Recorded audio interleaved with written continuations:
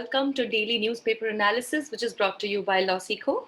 So today we have an editorial for our discussion, which has been taken from the Hindu newspaper. The title of today's article is "The Delhi MCA Act Denudes the Spirit of Federalism." So firstly, we'll understand as to what is the Delhi MCA Act and how is it an attack on the spirit of federalism in the Indian context. Next, we'll move on forward with the news update that is important for a prelims exam with important awards, appointments, etc. And finally, we'll be concluding with the legal news for the day, wherein we'll be dealing with the important case laws that have taken place so far today. With this, let's start our discussion for the article of the day that talks about the Delhi MCA Act and how it is able to denude the spirit of federalism. Now, firstly, before we begin, let's just quickly understand as to what do we understand by the spirit of federalism. Now, when we talk about it, we say that India is a federal country, and rather to be more precise, we say that India is a quasi-federal country. Now, by federalism, generally, we mean that the power or basically the duties, the responsibilities, and the power is being shared between the center and the states. Now, in the Indian context, India is also a federal country wherein definitely we have the center, that is the union, as well as the states. But here, one thing that we need to note here is that the Indian form of federalism has not been taken from the American federalism. Rather, we move on to the lines of the Canadian federalism because India is not, a federation of states. Rather, Article 1 says that India is a union of states, which means that in India, the states do not have the power to secede and center assumes importance when it comes to the times of emergency. And that is why India is also rather called as being a quasi-federal nation. Now, generally, when we have understood that what do we mean by the federalism, let's understand that what is the Delhi MCA Act. So let's see why is it into news first of all. So it was expected that the State Election Commission of Delhi would declare the elections of 3 municipal corporations on the 9th March 2022. But however, the Election Commission announced that the elections would be put to a halt for now as the center plans on uniting the three. So as generally we're able to understand that the Delhi is generally or basically divided into 3 municipal corporations, and now the Election Commission has announced that the center has come up with a bill which actually seeks to put all these 3 municipal corporations together under one unified body. Now, interference of the center in the local municipal bodies strikes a blow against the model of decentralization. So if at all we try to understand in the Indian context, we do not just follow the separation of powers between the center and the states. Rather, we follow a 3-tier system of governance wherein we have the union, the states, as well as the local administration or the local governance, that is through panchayats in the villages and municipal corporations or municipalities in the urban areas. And definitely the the local governance, they come under the state rule, and thus it is very much unwelcoming to see that the center is direly interfering in the matters of the local administration, and thus it is hampering the model of decentralization.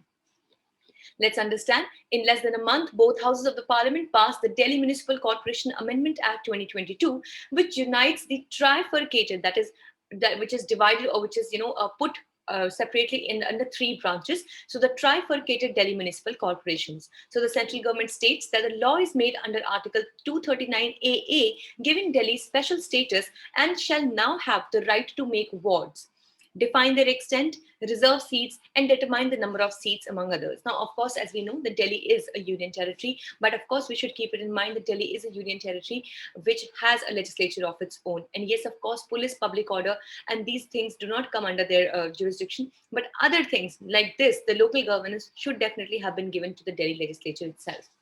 Now, by exercising this power, the number of councillors were reduced from 272 to 250, while also deciding on matters like salaries and allowances, leave and absence of the commissioner, and sanctioning of consolidation of loans by the corporation. Also, the central government overlooks Part 9A of the Constitution that upholds the state's power, as we were just discussing, to make laws concerning the representation to the municipalities. Now, the argument of Article 239AA does not hold good since Part 9A is a specific law and definitely comes under the state. Further, Article 239AA was introduced by the 69th Amendment Act, while Part 9A came as a result of the 74th Amendment Act of 1992 that brought the municipalities under the ambit of the Constitution, superseding 239AA and also meaningfully concluded the Parliament's intention of bringing such an amendment. Also, in the case of a state of entity of Delhi versus Union of India, the judgment which was pronounced in 2018, the court held that a certain degree of freedom was required to be guaranteed to the state under the federal balance maintained by the Indian Constitution, and if at all any attack on this guarantee or any attack on this freedom is done, so definitely it might hamper the federal structure and the federal fabric of the Indian society. With this, let's move further and see what do we have for news updates today. First, Prime Minister announces special visa for the AYUSH therapy. So Prime Minister has recently announced that the union government is deliberating on launching AYUSH visas for foreigners seeking traditional treatment. In a bid to expand India's traditional legacy of curing lethal diseases by using natural ingredients, the Prime Minister, while addressing the inaugural session of the Global AYUSH Investment and Innovation Summit 2022, which was held in Gandhinagar, declared that the centre would soon announce the AYUSH visa category to promote medical tourism. Second, Prime Minister launches new plans in Gujarat's tribal area.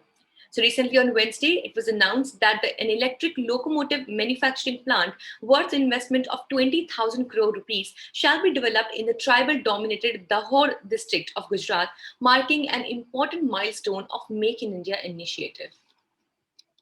Thirdly, A.K. Sood is now the new Principal Scientific Advisor for the Union. So Honorary Professor at the Department of Physics, Indian Institute of Science, Bengaluru, Ajay Kumar Sood is the new Principal Scientific Advisor to the Prime Minister. It was announced on Wednesday. So Sood will be replacing K. Vijayaraghavan, who retired recently. Fourth, green hydrogen plant in Assam. So Exploration and Production Major Oil India Limited has commissioned India's first 99.99% pure green hydrogen plant in its Jorhat pump station in Assam. So green hydrogen, which has the potential to replace fossil fuels, is the name given to hydrogen gas produced using renewable energy such as wind or solar energy that do not entail greenhouse gas emissions. And definitely keeping in mind the high emissions of the global warming and the climate change, green hydrogen definitely is demand of the hour. Let's see what do we have for the legal news today. Daughter living with grandparents does not absolve father's responsibility to provide maintenance, says the Delhi High Court in the case of X versus Y. So the identity has not been revealed and right to privacy has been taken care of here. So the Delhi High Court held that a father cannot deny his responsibility to maintain his wife and daughter even if he has to take care of his parents. Now, merely because the daughter has decided to stay with the maternal grandparents does not really absolve the father of paying the maintenance. With this, we're done for the day. If you like the session, do give it a thumbs up. Thank you so much for staying tuned with LawSikho. If you wish to download the PDF of today's slides, you can join our Telegram channel. The link is there in the description box below. And you can scan this QR code that you can see on your screens right now. Also, for other content, you may follow us on our Instagram channels for Judiciary, CLAT, as well as UGC Net. Thank you so much.